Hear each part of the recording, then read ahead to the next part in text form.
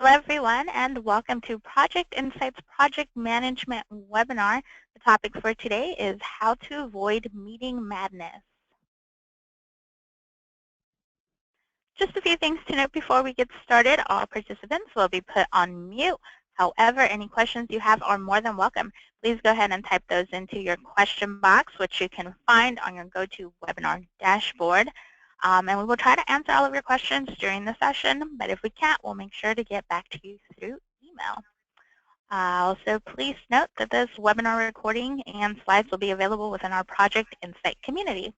All of our PM trainings are valid for 1 PDU free of charge. However, you must be in attendance for the full session. I will email you your PDU certificate by the end of today, so I do ask that you hold off on emailing me about your certificate until then.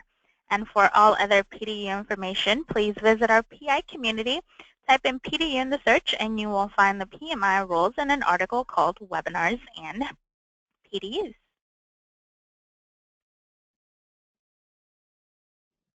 My name is Denise, and I'll be your moderator for today. I'm on the marketing team here at Project Insight. If you have any questions, comments, or feedback, please feel free to reach me at denise.rodriguez@projectinsight.com.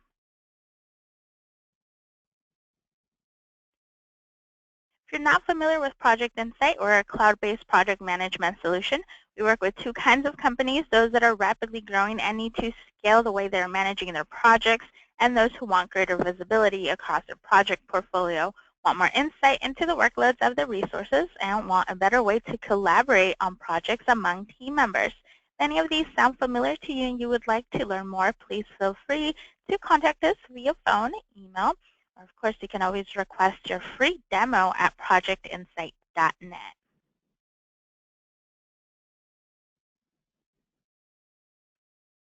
I'd like to give a warm welcome to our presenter today, Diane Buckley. Diane is the CEO of Core Performance Concepts.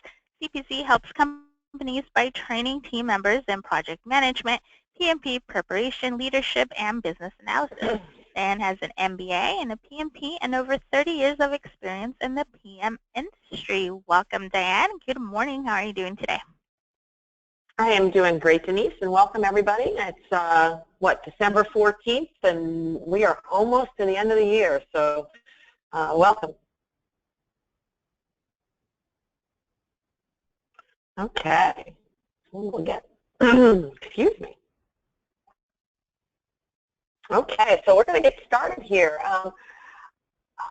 In working with project managers for, I don't know, way too many years, right?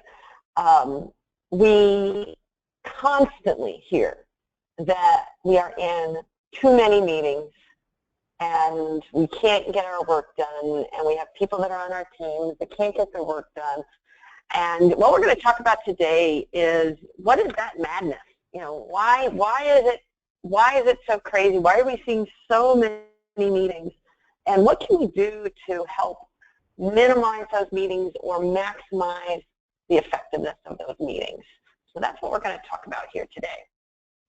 We're going to start with a poll. I'm going to go ahead and launch the poll here. But I want you to know if you've ever experienced any of the following items. That you've been in a meeting that seemed to last forever and you just wanted to escape. Or you yourself have zoned out in the meeting and just wondered if others are doing the same. And if you're facilitating that meeting, have you ever feared that no one's been paying attention? So I'm going to go ahead and post the poll. I want you to go ahead and respond to it, and we'll see where we get from there. I'll give you about 15 more seconds, but I think I probably can guess which one is going to be the winner.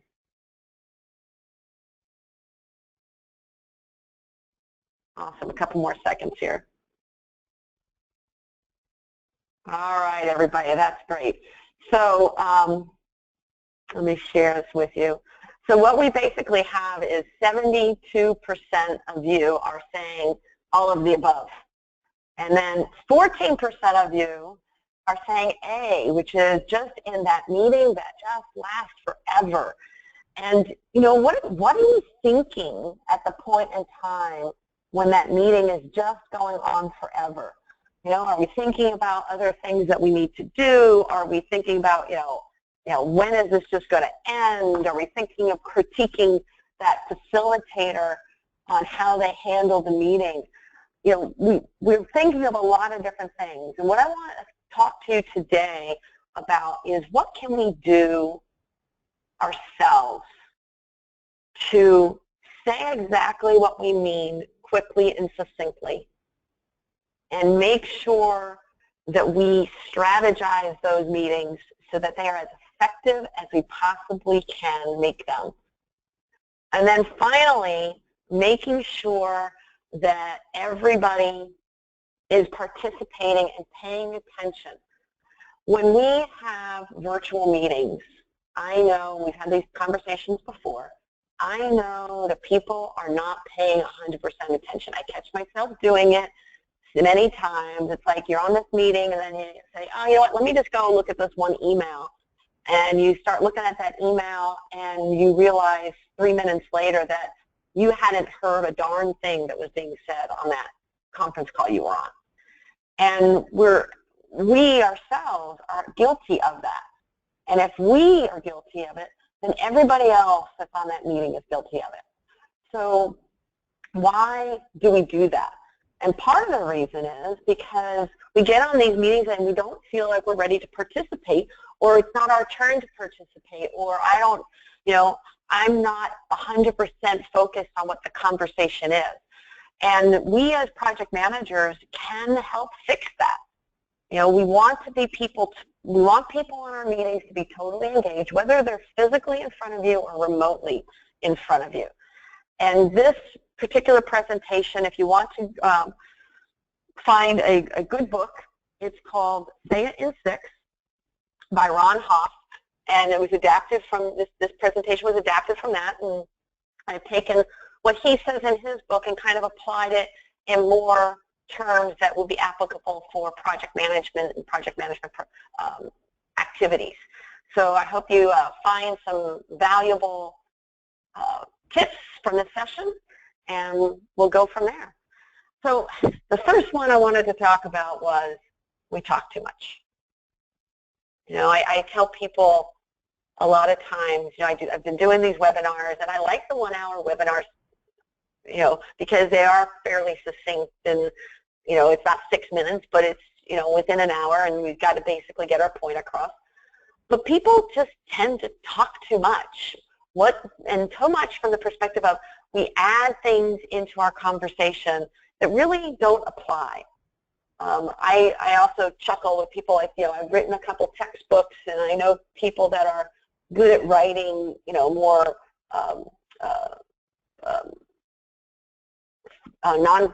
nonfiction. I always forget, fiction books. I always have to do backwards. Like fiction books, and I'm like, you know what? I'm a textbook writer. I am not the person that's going to write all, 3 pages of something to say it in 2 sentences. That's just not who I am. And as part of my job and our role over the last 30 years, my job is to get to the point. What is it we need to do? Why is it we need to do it? How are we going to get there? And how are we going to measure when we've got there? So it has to be very, very succinct. But there are individuals, and many of us on this call today, that need to fill in those gaps and talk too much for what we need to do. So not that it's a bad thing for you as a person, but it is a bad thing from the perspective of the company.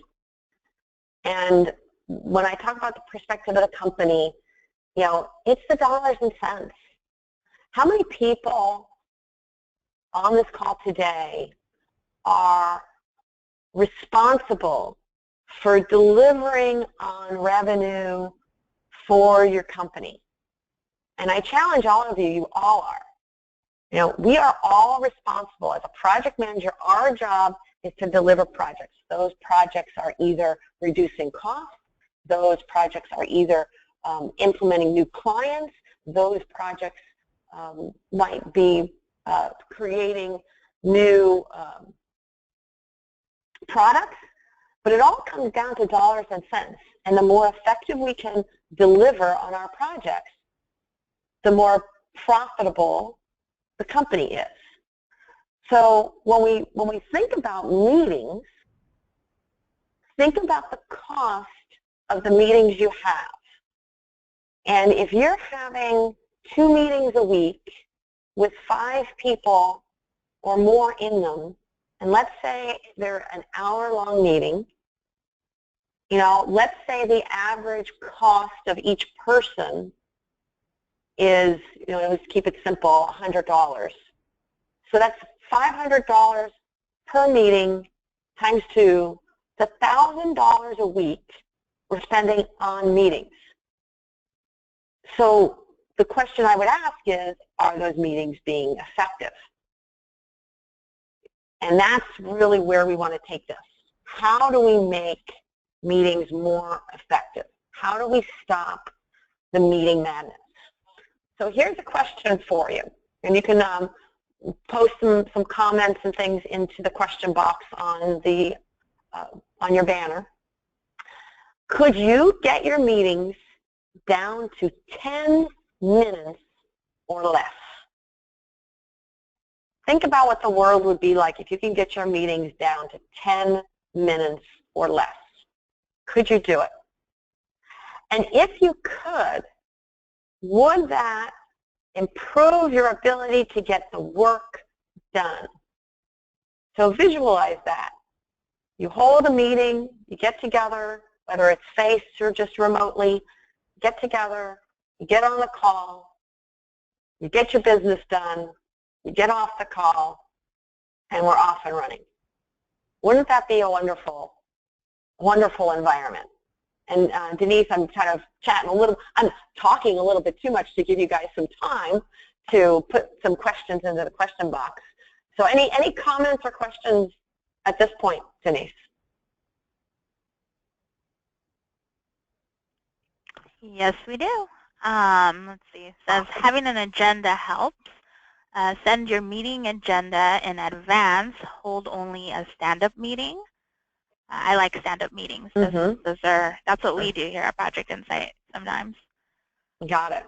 Yeah. And don't sit down, don't get comfortable, right? But an agenda is key. And really, the key to being able to have very effective meetings is preparation and structure.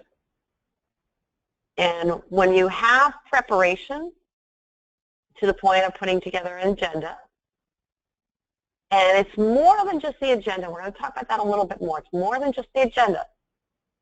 But the agenda helps you prepare, but it also sets the structure. And we're going to talk a little bit further about structure on what might be some good flow of your meeting to be able to bring it to closure within 10 minutes. The key thing for any meeting is understanding what the burning issue is. Why are we having the meeting? What is its purpose? And I think this statistic actually is a bit outdated. I think it's more than 40 billion now. But we do waste a lot of time on mismanaged meetings every year. Every single meeting you feel that goes on forever, every single meeting that you get distracted and work on something and you miss the conversation is mismanaged meetings in my mind. What you want to have is people 100% focused. You get in there, you get your business done, and you get out of there and keep going. I also hear from a lot of team members when they are consumed with meetings, they feel they don't have the time to get their real work done. So if you've got analysts and programmers and business operational people and technical folks, I mean, the more meetings you put them in, the less time they have to actually get their real work done. So we really have to make sure we understand why we're coming to the meetings. And typically, not typically. A lot of what I see is we get into this routine of status meetings. And we get into the routine of status meetings, and we get on the phone, and we start going through what is going on in the project. But we're just kind of sharing. We're not necessarily deciding on anything. What you really want to get to is utilize the time together to close down issues. You know, status meetings should be, we made this decision, everybody in agreement. Or we got this in place, and do we have sign-off?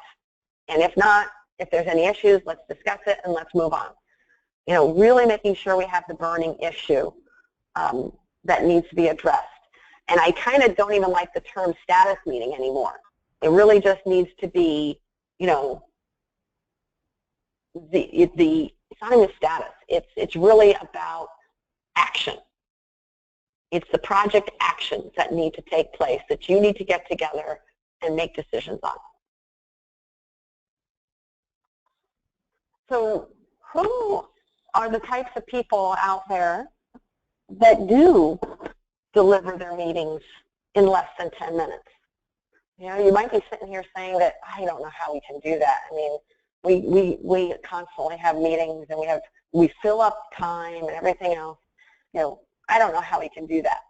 But let's think about some other areas, other industries that do this. You know, think about the news. The news is all about snippets. It is all about articulating what's going on in a very clear and concise way and moving on to the next news category.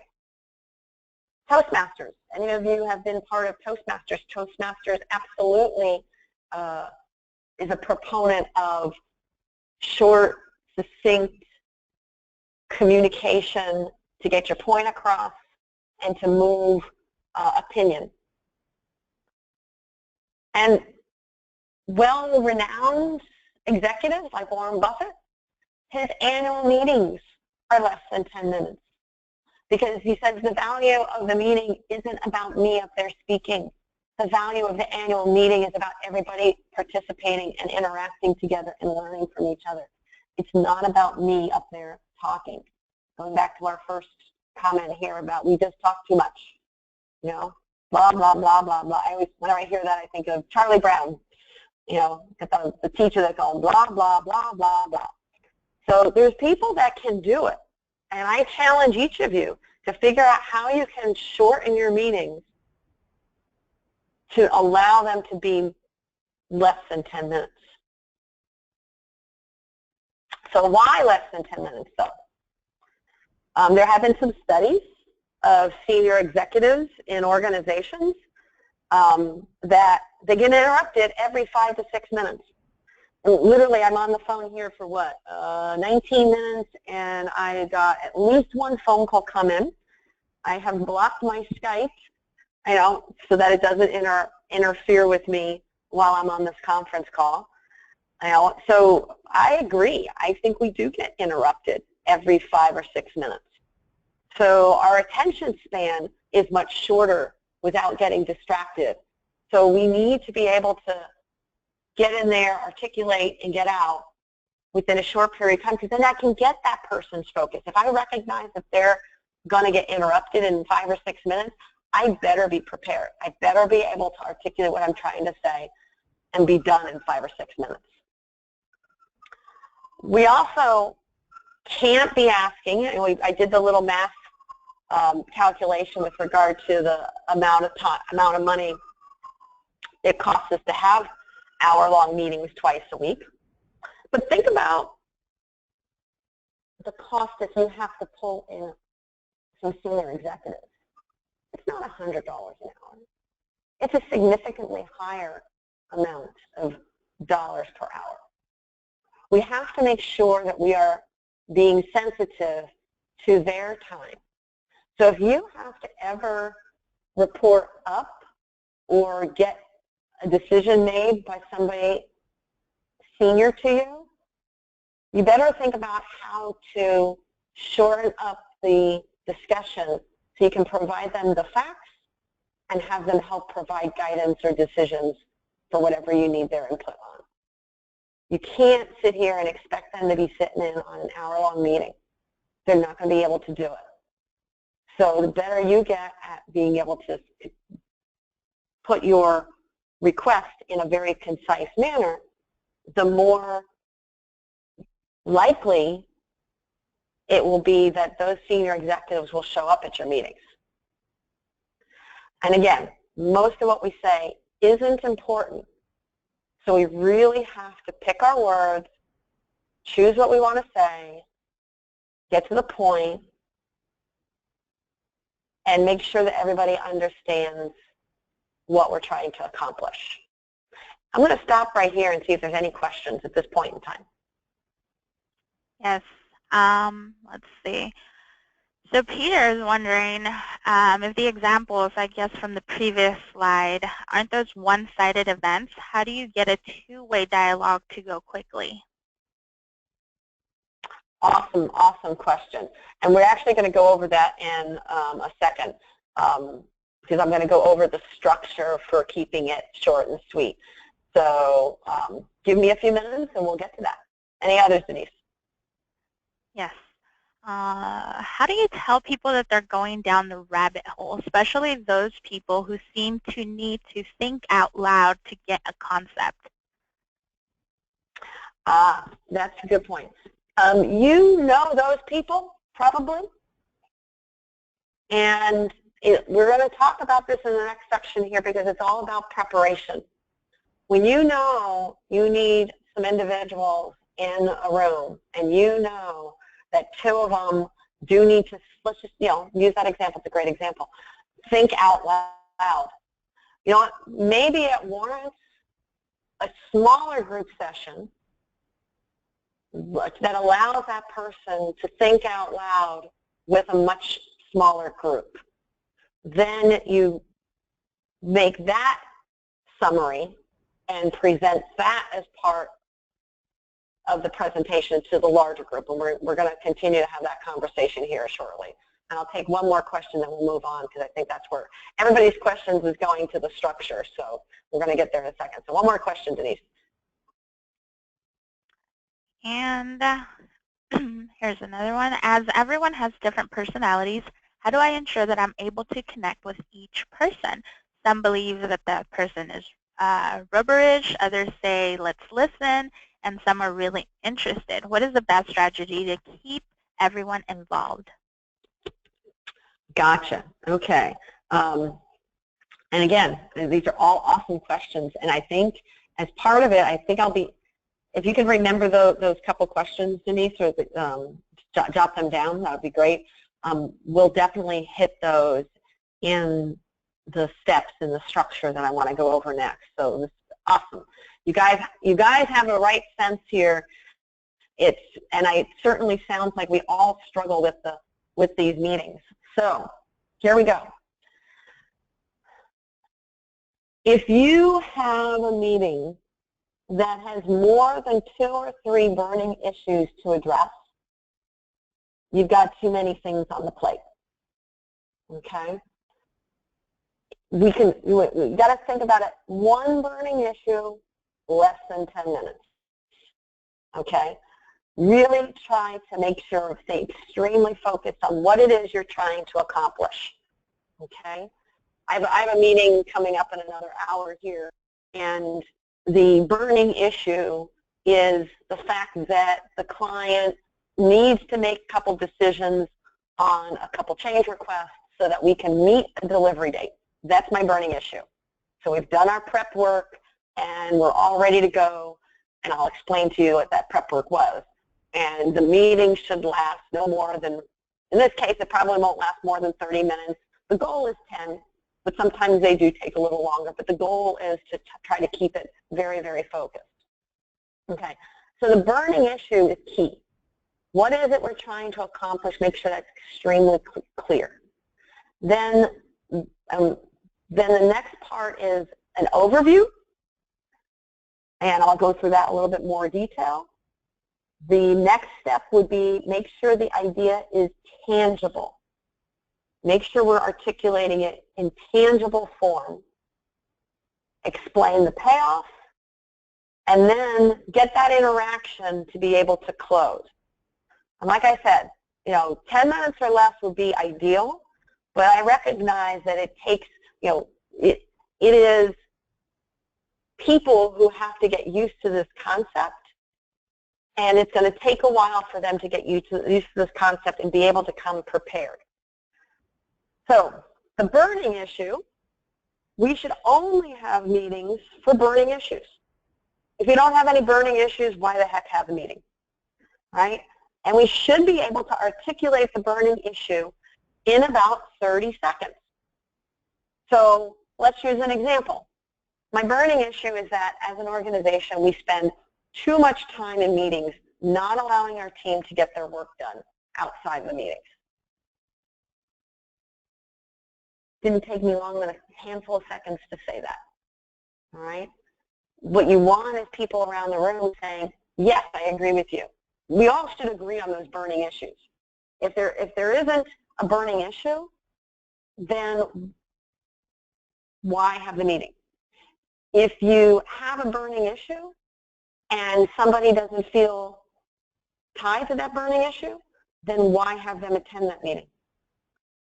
So you want people on the call that agree with you that this is a burning issue and are committed to having a discussion about this burning issue. The next step is the overview. This shouldn't take much more than 60 seconds. It gives you a minute. You ever sit at a stoplight that just seemed to take forever? Most stoplights are no more than 60 seconds. And if you think that's a long time when you're sitting in your car waiting for the light to turn green, think about 60 seconds is actually a long time to talk to somebody. So we should be able to articulate why we have this burning issue in less than 60 seconds. So to use my example about we spend too much time in meetings not allowing our team to get their work done, there's probably several reasons why we do that. It could be that our project managers are not organized. It could be that we use our meetings as working sessions, and they're really not meetings, they're actually working sessions.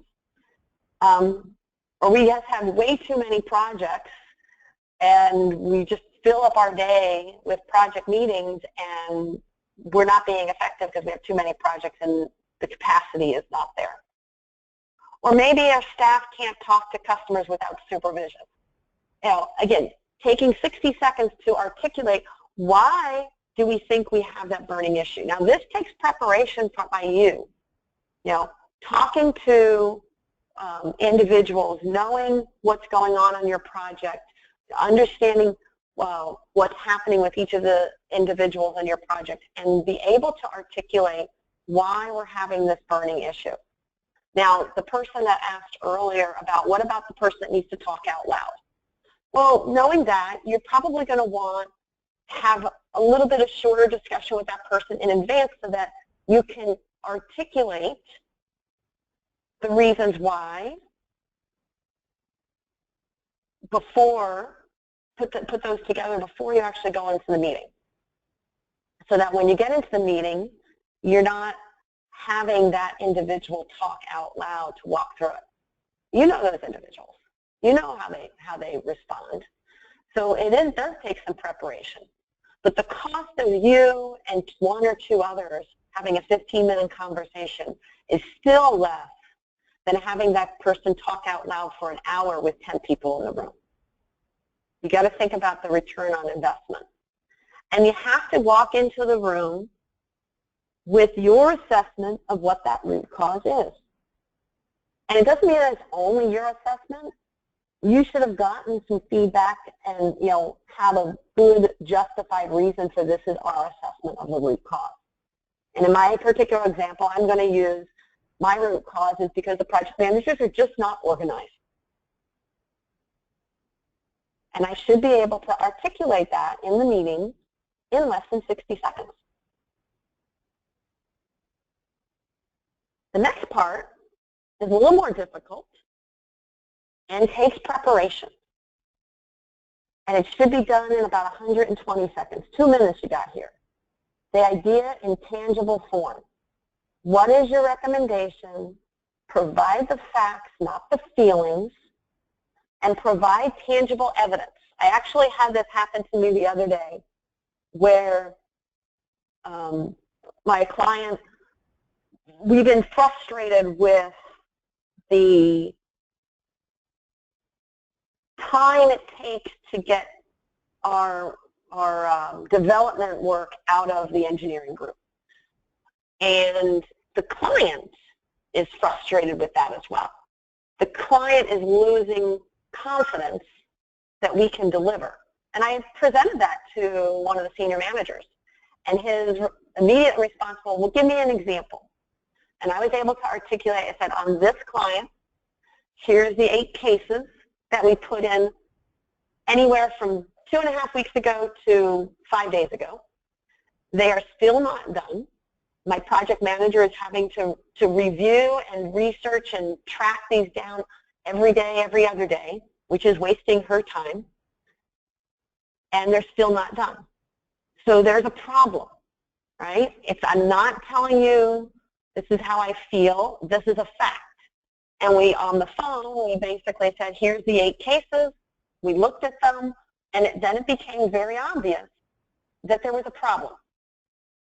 So being able to identify the recommendation, and then on that particular example, a recommendation was, this group either needs additional resources or the people working on these cases need some help by a senior developer. It shouldn't be taking this long. So that was our recommendation, and we had to provide the facts, not the feelings, and we had to give very specific examples to demonstrate that this is a problem. That doesn't mean that the problem is rampant, but it is handling the objections quickly and succinctly. So take 2 minutes to make your recommendation, have your facts, be able to articulate that. So if we use our other example about the project managers not being organized, what would be something we could say? The project manager should create an agenda and the goals to achieve in that particular meeting. So making sure that agenda has those burning issues. The project manager should only invite those needed to make the decision. Why waste the time of people that don't need to be in there? And then also,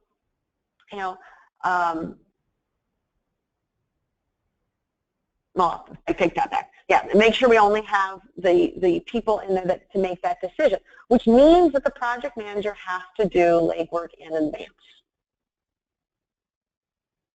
Any questions to this point? We're about halfway through the structure, a little more than halfway through.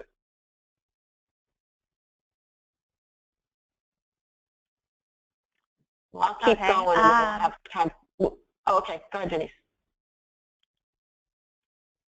How do you tackle process and action point reviews within a project team? Say that again? How do you tackle process and action point reviews within project team? I'm not sure if I understand the term process and action point reviews. So who's the individual? If they want to expand on that, that would be great. And I'll come back to that one. Okay, you could go on. We'll wait to see if he gives us a little more feedback. Okay. So the 4th step is the payoff. So now let's put in concrete terms. Let's use that cost-benefit analysis. Let's use that ROI skill that you have to put together what the actual return on investment is. Just like I did earlier about how much it takes to run 2 meetings a week. So let's just say in the new world, if my project managers are more organized, they're going to take 15 minutes to create their agenda. That's probably a little generous, right? But they might take an hour to prepare for the meeting. And that hour means that, they could be, looking at past documentation, communications, summarizing what conversations have happened during the course of the project. And then they might go and test their idea a little bit with maybe 3 people. Let's take 15 minutes each and talk to 3 people, that person that likes to talk in the air kind of thing. So let's say 15 minutes to create the agenda, an hour to really prepare on what you want to say, and then maybe 45 minutes to test your idea. That's about 2 hours worth of work, right? 2 hours worth of work for one person. And let's say you invite 10 people to the meeting for discussion, all right? So I've got 2 hours worth of work. I've got 10 people, but I'm going to keep my meeting down to 10 minutes. So my 10 people for 10 minutes is an hour and 40 minutes. So I'm going to spend about 3 hours and 40 minutes in total on preparing and delivering the agenda, get the burning issue on the table, have a discussion, and be done. Or I can invite 10 people for an hour-long meeting, which equates to 10 hours worth of work, and the difference is 6 hours and 20 minutes. Now, the reason I'm confident that project managers can do this, the research part shouldn't be taking you all that long. As part of your job, you are constantly in touch with what's going on with your team members, your clients, the issues that are happening. You are having discussions with regard to root causes. You know what's going on in your project. You only need a little bit of time to prep for these meetings. If it takes you hours and hours and hours to prep for a meeting because you need to go sit with other people, then I look to what you're doing every day. It should be fairly obvious what's going on, and it's not extra work. So a project manager prepping for a meeting is, should be part of your role, part of your job, part of everything you do. I tell people all the time, you have to always think strategy. Every time you want to call a client, what is I want out of that conversation with the client? It's all about strategy. And then the last piece, which was the question earlier, is how do I get feedback? So an interactive close. For the remaining minutes, we've only spent, 2 minutes, 2, 4, 6, 6.5 minutes. So I got 3.5 minutes to talk about getting feedback from everybody, making sure that they understand the issue, and making sure we answer their questions. There could be some things that need some actionable activities after that, and that's fine. But everybody is engaged. You walk in the meeting, you identify the burning issue, you talk about what it is you're trying to accomplish, why it's happening, what's the tangible nature of it, and then why is it important to resolve? And then you have an interaction with it, you identify next steps, and you're done. I guarantee you there was a cartoon in the book that I actually thought was pretty funny, and I didn't get a chance to put it out here. The difference between the old meetings and the new meetings. The old meetings was a face where the guy's eyes were all droopy and sleepy, and the new meeting was where there's a face where the eyes are wide open. That's what you want. You want people to walk into your meetings and basically say, okay, I'm ready to tackle this issue. Let's go. Let's do it. And we're going to be done in 10 minutes. And that's what you want. And it's, and this quote here from Steve Covey is mark it down, asterisk it, circle it, underline it. If we don't get involvement, we don't get commitment. So for those of us that think we should have the hour-long meeting and we go on, blah, blah, blah, blah, blah, I guarantee you that the people on the other side of that call or in that meeting are not marking it down, are not asterisking, they're not doing anything. They have tuned you out, and they're doing their emails, and they're not paying attention. So all that blah, blah, blah is wasteful time.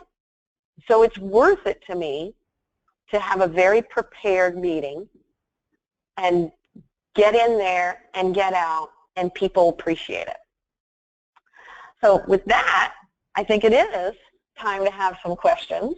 So would this be helpful when talking to senior management, and where else could this structure be helpful? So I'm going to open it up for questions here, Denise. Perfect. Let's see. So what do you do when other attendees in your meeting try to hijack your meeting? It happens, and it does take practice. You know, there's the individual that is hijacking the meeting. Now, if you have an agenda and if you have articulated the burning issue, you basically say, excuse me, that's not our topic for today. We're here to address this. We can certainly tackle that. I'd be happy to prepare a session on that directly. I mean, you have to be willing to nicely intervene and tell people that it's not part of the agenda. If you don't have an agenda, if you don't have a burning issue that you've articulated, it's harder. So if you have very clearly articulated what the meeting is about, then you can interrupt and you can park that comment or park that discussion off for a separate meeting. Awesome. And okay, our next question. If there are multiple burning issues, doesn't that mean that you're now having more short meetings versus one long meeting? Well, if you do have multiple burning issues, then yeah, you're going to have a longer meeting. So if you do have multiple burning issues, that is where your agenda can go, but you got to limit your time to talk about those burning issues. So if you think about it, 10 minutes per burning issue. Now, you don't want to put 6 burning issues in a meeting because people will be burned out. Trust me on that one, okay? You want to have ideally one burning issue per meeting, but there's nothing wrong with having 1 or 2 if you've got a couple of them out there that you want to do, but structure your session to close down the most important burning issue you've got. Now, there's a couple of schools of thought there, and I know I've said this myself, is, when we talk about agendas, sometimes it's easier to tackle a relatively easy burning issue first before you get into the really tough ones, all right? So if I'm trying to address a couple things, I'll structure it to where we get, let's get the easy ones off of our plate so we feel like we've accomplished something, right? And then we hit the next burning issue, and that one could take a little bit longer potentially than the easier ones. But I wouldn't do multiples of these. And if it really is a very critical burning issue, it warrants its own discussion, because the odds of you needing all the same people for each and every one of the topics is probably not likely. So you want to be respectful of people's time.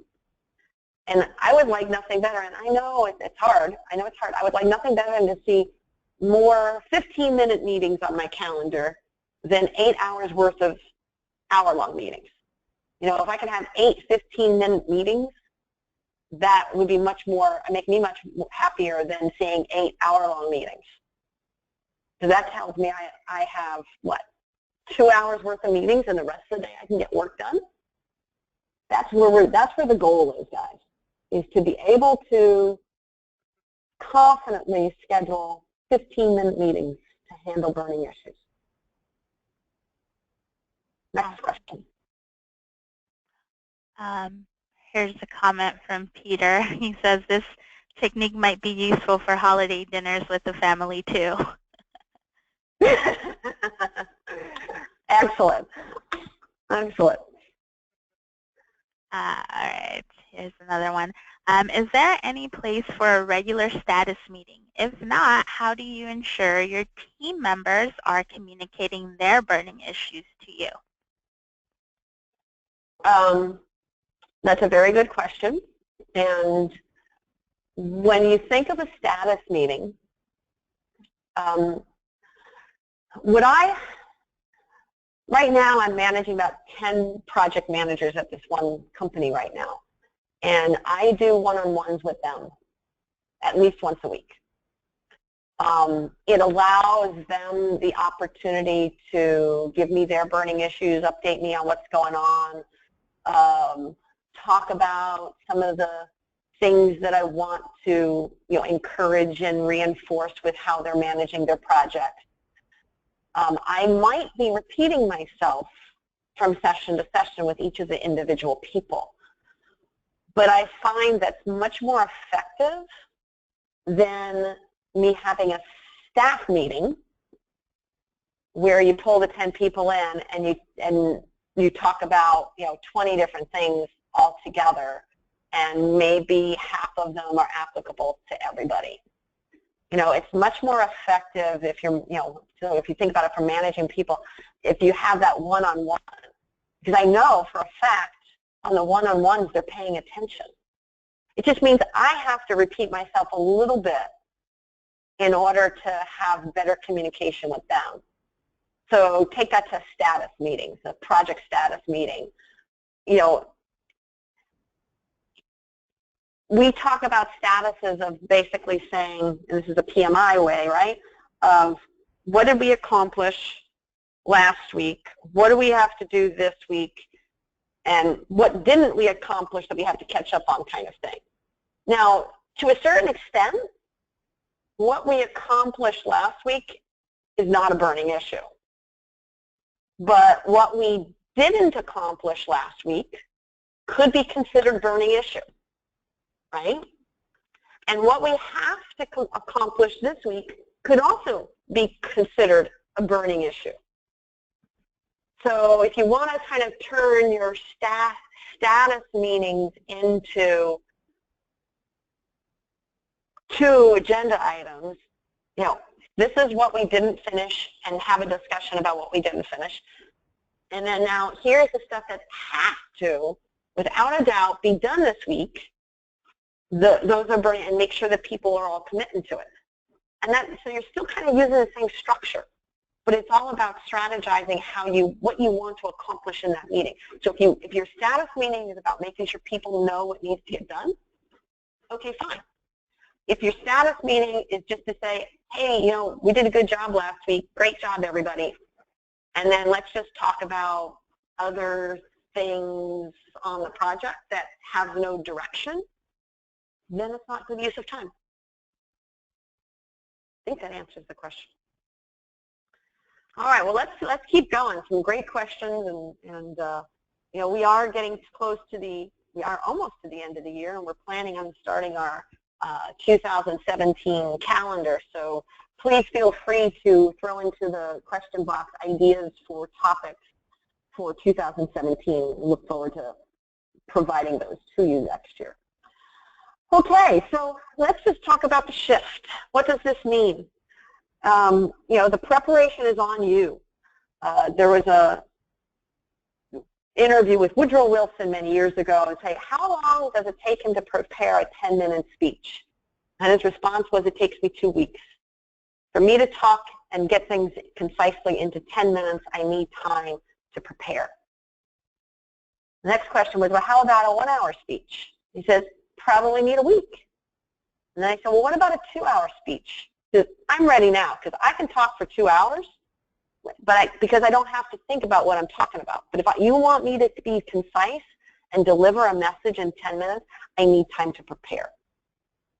So I want to really, truly encourage you guys to think about the meetings you're having. And those meetings could be one-on-ones with your customer.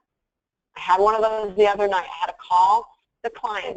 We had to give them a delivery date on one of the items, and I knew that if I just sent them an email, it's going to get misinterpreted. So I had to make a phone call, and my goal of that phone call was to make sure the person understood that I'm going to send this email out, and I didn't want them to misinterpret the information I was sending. So I made the phone call with that intent. It took me 5 minutes to make the phone call, and it saved me probably, 10 emails back and forth because people didn't understand.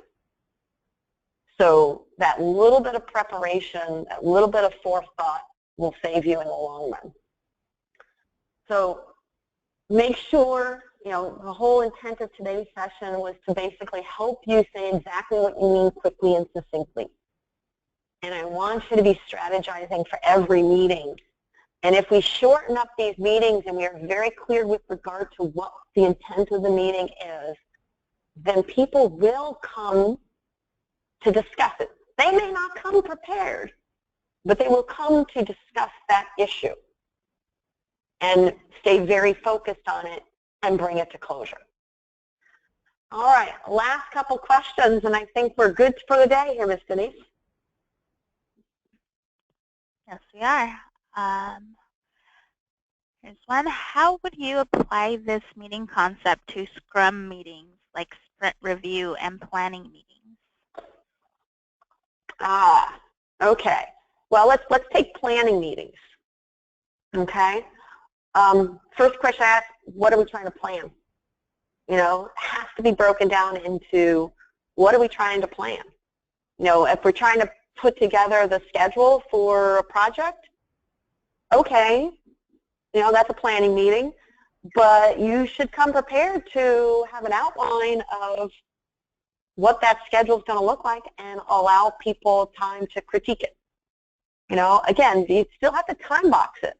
You can't just go on forever, and I wouldn't put a scheduled planning meeting together with 20 people and then spend 3/4 of the time talking about one section of it that only affects 3 people. And you might want to break it up.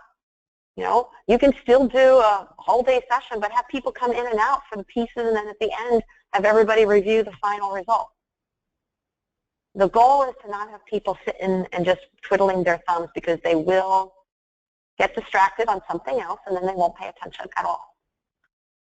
Now, Scrum meetings, I've been in Scrum meetings, but I know there's lots of different hybrids, and I've not ever been on something that was absolutely 100% by the book Scrum meetings. But Scrum meetings are somewhat structured for short and sweet anyway. They're like those stand-up meetings. If I'm misunderstanding you, it's, what do we need to accomplish? And the burning issue is, what do we need to accomplish this week in our sprint? And make sure everybody knows their role and everybody has the resources they need to get their job done. So I think there tend to be, in a purist sense, they should follow along this same path of what's the burning issue and what do we need to do to get our job done and finish the conversation. Awesome. Well, I want to thank everybody for participating today. I'm going to hand this back to Ms. Denise. Thank you very much.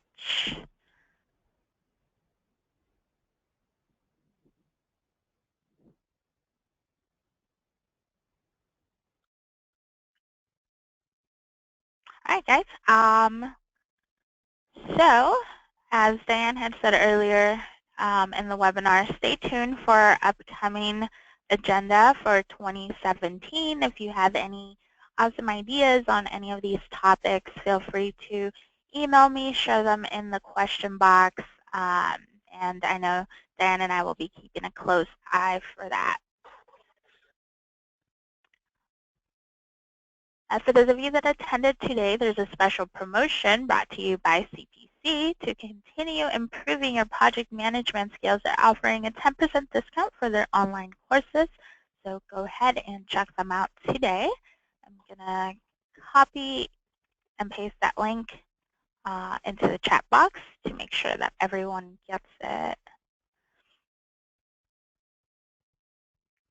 And as far as your PDU, you will automatically receive your certificate via email by the end of today. If you have any questions, comments, feedback, anything else I can help you with, feel free to reach me at denise.rodriguez@projectinsight.com. You earn 1 PDU per webinar attended. And to register your PDUs, log into PMI and log in as a member of PMI. Select course or training and fill out all the information below, which this info will also be available within your certificate. And for those of you asking about the recording and slides, those will also be available within our PI community. And I will also follow up in an email by tomorrow with a link to the recording and slides. So just keep an eye out in your inbox. For those on social media, I'd like to invite you to follow, like, and subscribe to our social media channels. Our handle on Twitter is @ProjectInsight. You can also find us on LinkedIn, Facebook, Instagram, and YouTube for the latest MPI news.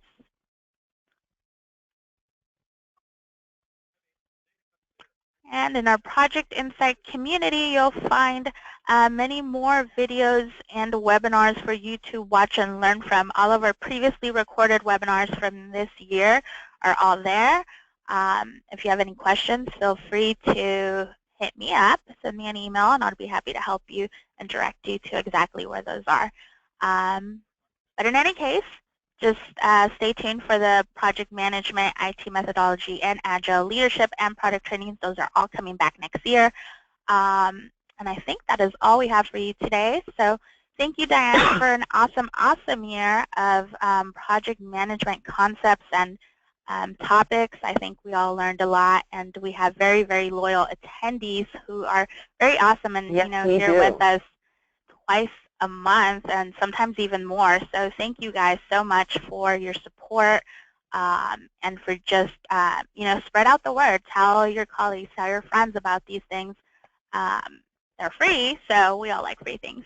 And other than that, I hope you guys have an excellent, excellent holiday season. And we will see you next year.